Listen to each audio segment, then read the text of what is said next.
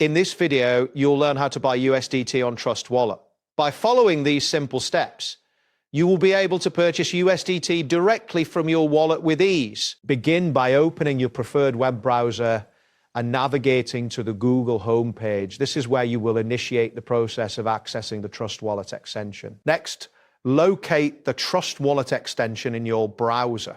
Click on the extension icon, which is typically found in the toolbar of your browser. Once the Trust Wallet interface is visible, look for the option labeled Fund. This option is usually displayed prominently on the main screen.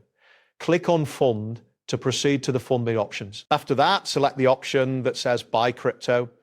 This will direct you to the section where you can choose which cryptocurrency you want to purchase.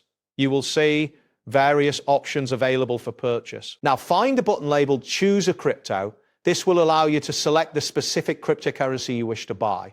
Click on it to continue with your selection. You will be presented with a search bar after clicking Choose a Crypto. Click on the search bar to activate it, which will allow you to enter the name of the cryptocurrency you want to. Type in USDT in the search bar and watch as the results populate. This will help you locate the specific USDT option you want to purchase. Ensure that you are selecting the correct token. When the search results appear, locate the USDT you wish to choose.